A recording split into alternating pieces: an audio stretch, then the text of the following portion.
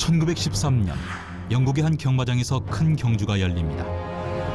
마지막 직선주로에 진입한 경주마에 수많은 관객들이 열광할 때 갑자기 한 여성이 난관을 넘어 국왕 조지 5세의 말 앞으로 뛰어듭니다.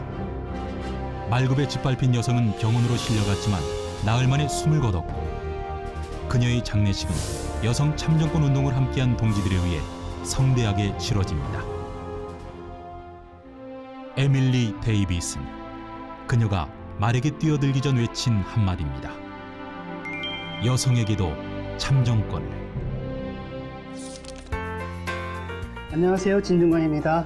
안녕하세요, 김지윤입니다. 참정권이 뭐길래 이렇게 목숨까지 바쳐가면서 그거를 획득을 하려고 하는 것일까? 지금 시대 사람들은 이해하기가 어렵겠죠. 투표날 놀러 가시는 분들 참 많잖아요. 그렇죠. 네. 그런 거 보면은 과거에는 우리가 아무렇지도 않게 생각하는 그 권리를 위해서 목숨까지 버려야 했던 그런 시대가 있었던 것 같습니다. 그런 얘기가 나온 김에 오늘은 한번 참정권에 대해서 이야기를 한번 해볼까 합니다.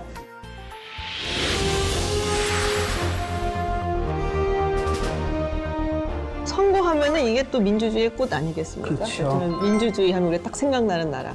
바로 이제 그리스 아테네부터 한번 가봐야겠죠. 예.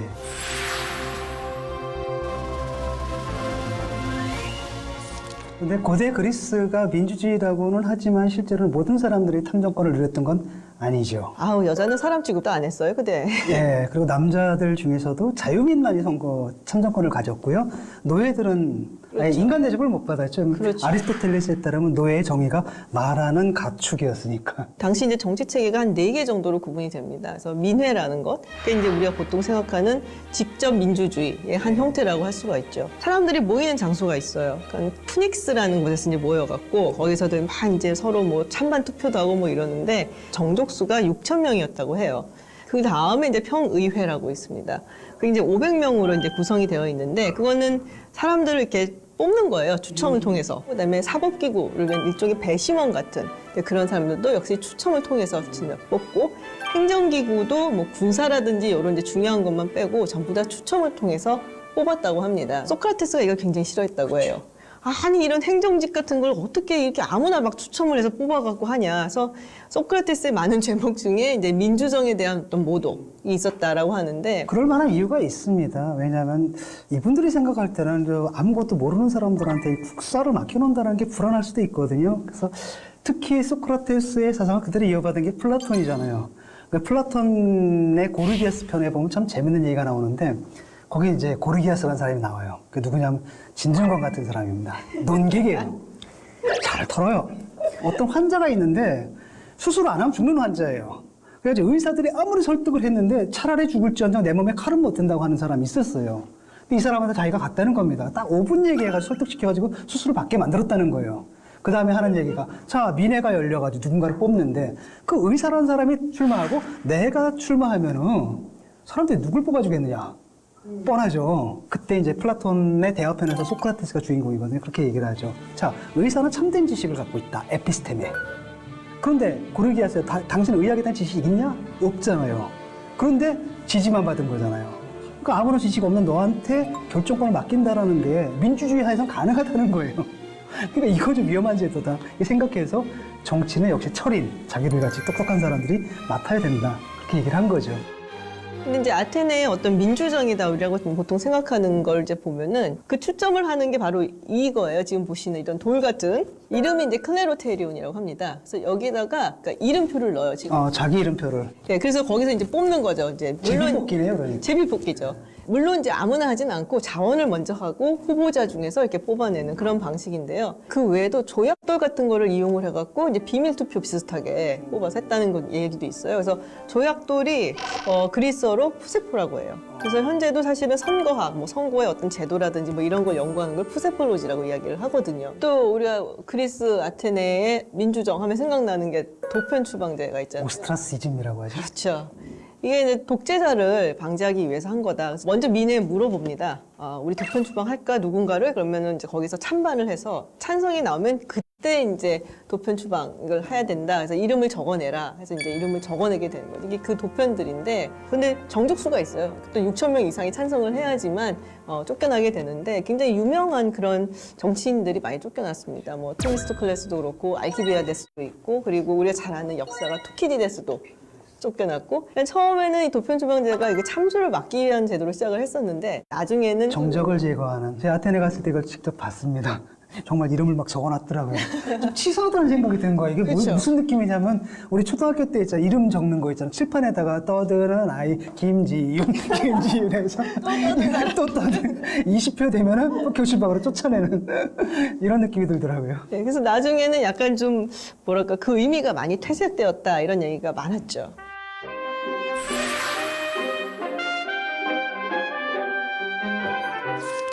고대 얘기를 했으니까 한번 근대 선거 역사를 좀 알아보도록 하겠는데요. 지금 화면을 보니까 제가 불어를 잘하지는 못하지만은 프랑스 헌법이라고 프랑스 네. 공화국 헌법이라고 써 있는 것 같아요. 네, 이게 프랑스 공화국의 헌법이고요. 보니까 날짜를 보니까 프루티도르의 열매의 날, 혁명력이네요. 혁명력을 쓰고 있더라고요.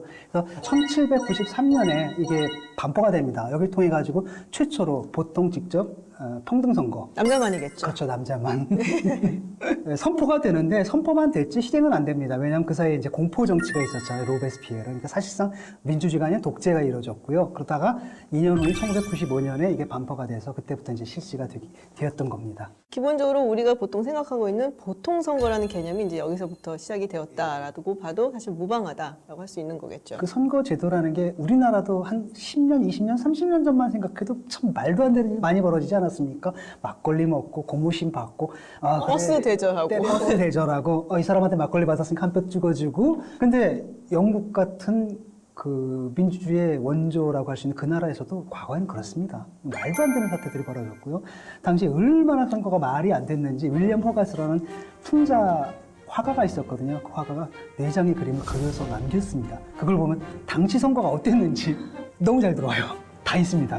지금 보시는 장면이 선거가 이루어지기 직전입니다. 당시에는 어떻게 했냐면은 며칠 전부터 자기한테 투표할 사람들 모아가지고 한 곳에 몰아놓고 술 먹이고 음식 먹이고 하고 선거날 그냥 다 인솔해가지고 가가지고 찍게 만드는 그 장면이고요. 지금 이건 휘그당이죠. 오렌지 색깔. 네, 휘그당이고 저 창 밖에서 이제 토리당 사람들이 막 또 항의하는 자기들도 하면서 그러니까요.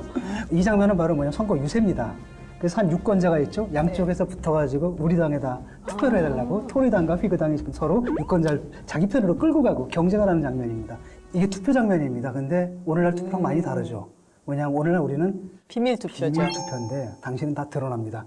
파란색 깃발, 빨간색 오렌지. 깃발. 그래가지고 파란색 깃발에 선 사람은 토리당 지지자고요. 빨간색 깃발에 선 사람은 휘그당 지지자고 밖에서 보면 알아요. 이러니까 문제가 되는 겁니다. 왜냐하면은 아니 내가 돈을 받고 누구 찍어줄지 모르잖아요. 그리고 안 통하는데 돈을 먹은 사람이 이제 반드시 보여주잖아요. 그러니까 안 찍어줄 수가 없는 거죠. 이래서 이제 이것 때문에 비밀 선거가 도입이 되죠. 근데 이 호가스라는 화가가 유명한 화가인가요? 굉장히 유명한 화가죠. 근데 그 전통적인 의미의 따블로라 그러죠. 유화를 그린 이런 걸로 유명했다라기보다는 풍자 화가로서 우리가 지금 이해가 안 되지만 이런 겁니다. 아주 고전적인 관념에 따르면 예술에도 등급이 있어요. 첫 번째가 역사화예요. 성서 이야기, 신화 이야기 이런 걸 다룬 그림. 두 번째가 인물화입니다. 세 번째가 뭐냐면 풍경화예요.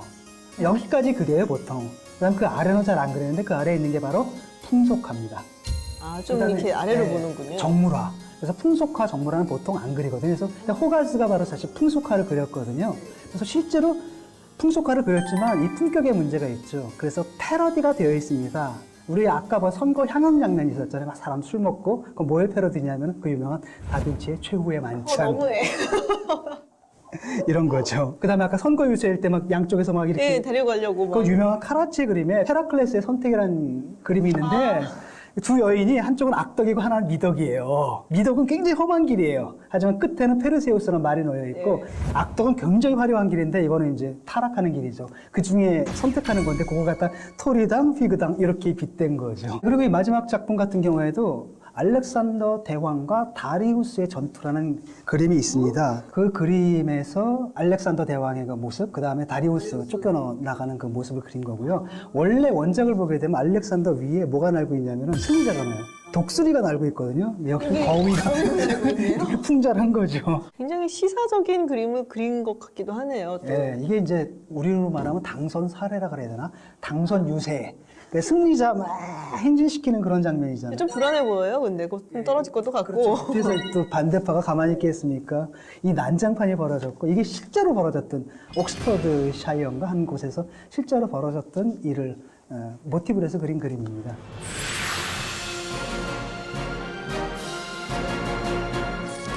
정말 이렇게 말도 안 되는 선거가 이루어지니까 이제 사실 이걸 바꿔야 된다라는 운동이 일어나잖아요.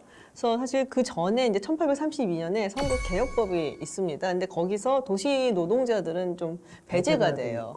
그래서 이제 본격적으로 일어난 게 1838년부터 이제 차티스트 운동이 10년 동안 일어나게 되는데 사실 이게 뭐 경제적인 배경도 있죠. 그때 이제 산업혁명이 일어나면서 도시에 많은 일자리가 생기니까 많은 사람들이 도시로 몰려들게 되고 그런데도 불구하고 저기 아무도 안 사는 것 같은 시골에는 대표자가 있고 도시에는 대표자가 없고 그러니까 선거구를 일단 바꿔야 된다 해서 개혁이 일어나게 됐는데 그래서 그 당시에 뭐 여러 가지 요구가 있었다고 해요. 뭐. 첫째가 이제 노동조합을 결성하게 해달라. 네. 그다음에 노동시간 단축해달라. 그렇죠. 세 번째가 이제 선거법, 그러니까 그렇죠. 선거권을 달라. 그 당시에 한 330만 장의 청원서를 이렇게 옮겨갔다고 해요. 오, 엄청난 숫자네요. 엄청난 지금도 숫자죠. 못 모으죠, 그 정도. 예, 그래서 지금 이제 그림을 보시면은 이제 나오는 게 그거를 다 이제 가지고 이제 짊어지고 가는 거기에 이제 글씨들이 좀 써 있는 거 좀 유심히 봐주셨으면 그 좋겠어요. 무슨 뜻이에요? Vote by ballot. 그러니까 아까도 보셨지만 깃발 꽂아놓고 이렇게 모였잖아요. 그러니까 그런 거 말고 우리가 지금 현재 사용하는 것처럼 투표용지에다가 후보자들의 이름을 적어놓고 거기서 찍을 수 있는 일종의 비밀 투표를 보장을 해달라라는 이야기인 거고요. 유니버설 서프리지도 있습니다. 그러니까 보통 선거.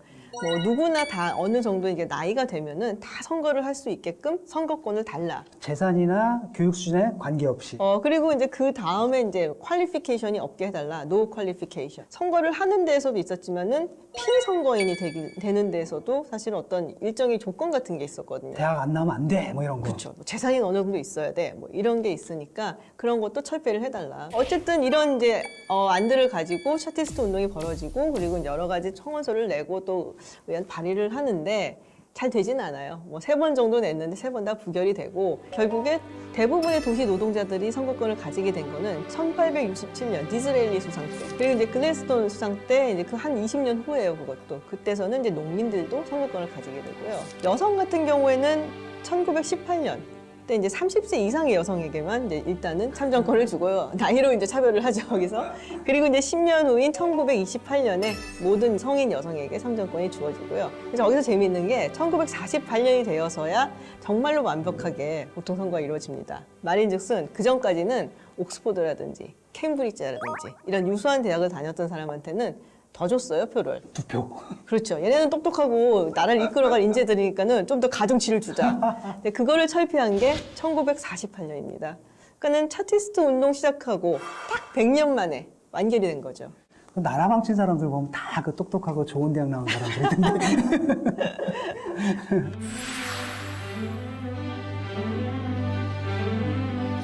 이제 미국으로 한번 건너가 볼까요? 예, 그러죠. 지금 화면에 보시는 그림은 조지 칼럼 빙엄이라는 그렇게 유명한 화가는 아닙니다. 미국의 이제 풍경화가고요. 그래서 이거는 이제 카운티 일렉션이고요. 카운티라 그러죠. 왜? 우리나라로 말하면 군이라 그래야 되나? 이 그림을 딱 보게 되면 아까 봤던 호가스의 그림하고 크게 다르지 않다는 걸 보실 수 있습니다. 아마도 영국 제도로 갖고 왔기 때문에 그런 것 같고요. 여기 보면 이제 흑인이 있는데 흑인은 이제 술만 따라주고 있고요. 이 장면들 보게 되면 막 하나는 누구는 놀고 있고 하나는 술 먹고 있고 여기 고개 숙이고 있고 막 이런 거 보니까 이게 참 그 그림의 취지와는 좀 달라요. 그림의 취지는 선거 열심히 합시다라고 하지만 그 장면조차도 리얼하게 그리다 보니까 당시 선거는 이랬다. 사실 이 선거권을 쟁취하려는 투쟁이 미국은 이제 중요한 게 2가지가 있을 것 같아요. 하나는 흑인들 그리고 이제 여성의 이제 선거권, 참정권 운동도 있었는데 흑인들 같은 경우는 사실은 남북 전쟁이 있고 나서 노예 해방이 되고 그리고 이제 수정헌법 15조에 의해서 선거권이 주어지게 돼요. 거기서 이제 뭐 인종에 상관없이 모두 다 투표를 할 수 있다라고 얘기를 해서 사실 남북 전쟁 끝나고 나서는 흑인들이 상당히 많이 당선이 됐어요. 근데 이게 1877년 그때 이제 그 남부에 있었던 연방 이제 북부군이 북부군이 물러나게 철수하는, 되죠. 그러니까 무정부 상태가 되네. 그렇죠. 그러면서 그때부터 완전히 이제 남부는 민주당, 지금 생각하는 민주당은 상당히 막 성격이 다른 그 민주당의 뭐 무법천지지대가 되는 것이죠. 그래서 그때부터는 흑인들이 거의 투표를 못했다라고 봐도 무방할 거예요. 그래서 짐크로우 뭐 이런 거를 해서 여러 가지 다양한 방법으로 투표를 못하게 합니다. 예를 들면은 폴텍스. 그러니까 투표를 하기 위해서는 세금을 내야 돼요. 당시 한 20불 정도 냈다는데 이게 상당히 큰 돈이거든요. 그리고 리터러시 테스트라고 해서 문맹인지 아닌지를 이렇게 테스트하는 그런 이제 테스트도 하고. 근데 이걸 하다 보니까 가난한 백인들도 걸리는 거예요.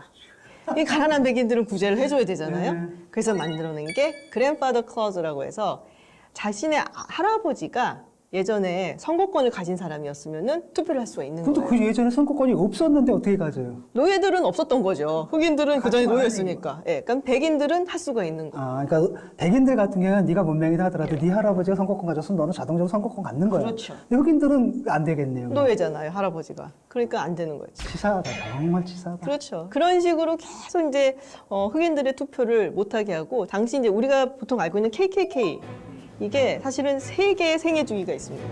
남북전쟁이 끝나자마자 생기고, 그 다음에 이제 1915년부터 한 10년 동안 또 성행했고, 그리고 이제 60년대 민권운동 있을 때인데, 가장 극렬했을 때가 이제 제2기 1915년부터 한 10년 동안이었어요.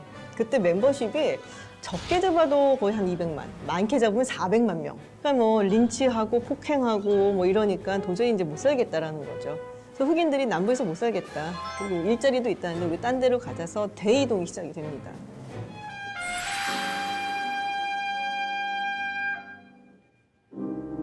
Southern trees bear strange fruit.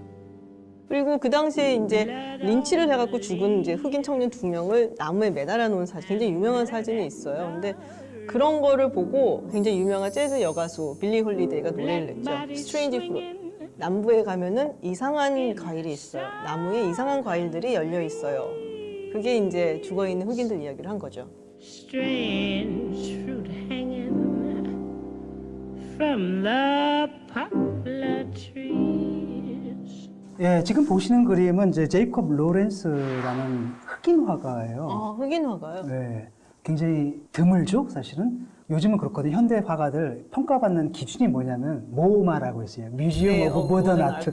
거기서 자기 작품 소장하고 있다. 그럼 세계적인 작가인데 흑인으로서는 최초로 이분 작품이 소개가 됐고, 저도 처음 알았거든요, 이번에.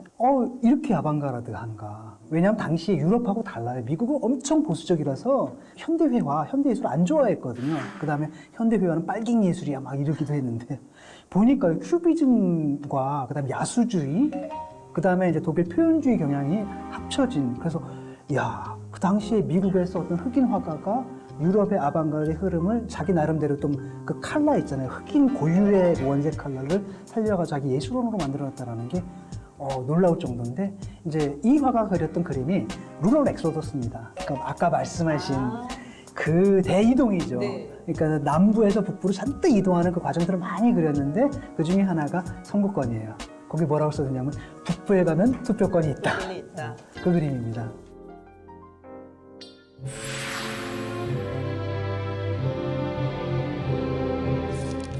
미국의 흑인 참정권 얘기를 했는데, 다시 이제 우리가 또 여성 참정권 이야기를 안 할 수가 없죠. 사실 이거 굉장히 긴 얘기라서 한 회를 다 쏟아부어야 되는데, 우리나라의 영화로도 소개가 된 적이 있어요. 서프레젯이라고. 거기에 이제 나오는 에멀린 팬크러스트라고. 영국의 이제 여성 참정권 운동가라고 할 수 있습니다. 근데 특이한 게 굉장히 과격했어요. 뭐 방화 뭐 이런 것도 하고, 뭐 막 유리 뭐 이렇게 깨트리고 뭐 이런 거.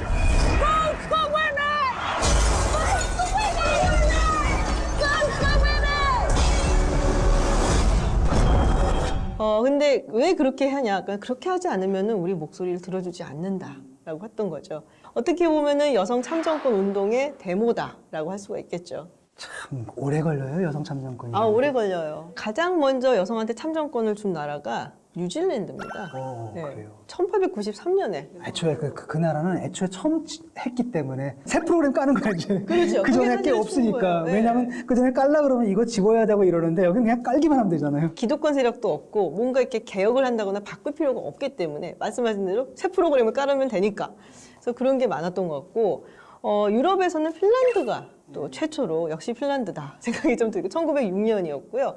미국 같은 경우는 이제 1920년에 수정헌법 19조를 통해 갖고 여성에게 참정권을 주는데 이건 굉장히 재미있는 스토리예요. 사실은 금주법하고 같이 맞물려서 여성 운동이 발전을 하게 되고 우리나라 같은 경우는 48년 재혼은 왜 때부터 그냥 바로 받았잖아요. 새 프로그램 그냥 깐 거죠. 우리도 사실은. 그렇죠. 스위스는 1971년. 1년인가요? 그렇게 그러니까요. 되니까. 하이디의 나라가 참 별로예요. 그런 거는. 그리고 가장 최근 들어서 여성에게 참정권을 허용한 나라가 있습니다. 바로 사우디아라비아입니다. 2015년 12월에 들어서서야 여성들이 다 뒤집어 쓰고 가갖고 그래도 투표를 할 수 있게 됐어요. 예, 그나마 다행이네요. 그나마 다행이죠. 네.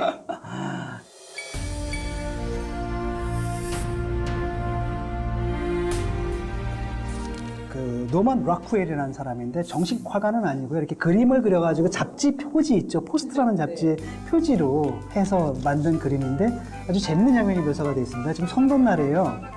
그래서 아내는 민주당의 트루먼을 지지하는 것 같고 남편은 공화당의 이제 듀이를 지지하는데 남편이 막 소리를 냈더니 여성이 콩하게 딱 보고 있는 거죠. 요즘 우리나라에서도 자주 벌어지는 상황입니다. 주로 아버지와 아들 사이에서 이런 일도 많이 벌어지고. 애꿎은 애를 보세요. 울고 애는 있어요. 그냥 울고 있네요. 네. 아마 1948년 대통령 선거 때 그때 이제 트루먼하고 듀이하고 붙었을 때를 이제 묘사를 한 것 같아요. 그래서 근데 저런 장면을 우리가 볼 수 있을 때까지 참 많은 시간이 걸렸고 굉장한 노력이 필요했다. 그렇죠. 멋있는 장면이죠. 사실은 뭐 투표권을 줘도 그냥 그 아내가 남편 찍는 사람 고치 찍거나 이러면 사실 의미가 없는 거잖아요. 근데 여기서 딱 싸웠다라는 건 이거 이혼 사유도 되거든요. 저는 사실은 이 헌법이라든지 참정권을 획득하기 위한 그런 노력들이 역사에 많이 녹아있다고 생각을 하거든요. 굉장히 많은 사람들이 그걸 가지기 위해서 피도 흘리고 싸우고 그리고 목숨도 바치고 이랬는데 불행하게도 한국 역사엔 그게 없어요. 새 프로그램을 깔아서. 이런 이제 역사가 없기 때문에 그것에 대해서 좀 더 중요하게 생각하는 그런 마음가짐이 좀 없다. 그래서 아쉬운 부분이에요. 저는 민주주의 체제를 선호하는 이유 중에 하나가 뭐냐면 내가 나의 주인일 수 있는 체제인 것 같아요. 우리나라 헌법에 따르면 대한민국의 모든 주권은 국민에게서 나오는 거잖아요. 그 국가가 나를 통치할 때 그 통치하는 권한은 또 나한테 나오는 거고 그렇기 때문에 특권 행사한다는 게 내가 나 자신의 주인임을 확인하는 절차라고 생각을 합니다. 그게 굉장히 중요한 포인트라고 봐요. 우리가 손을 잡고 함께 만들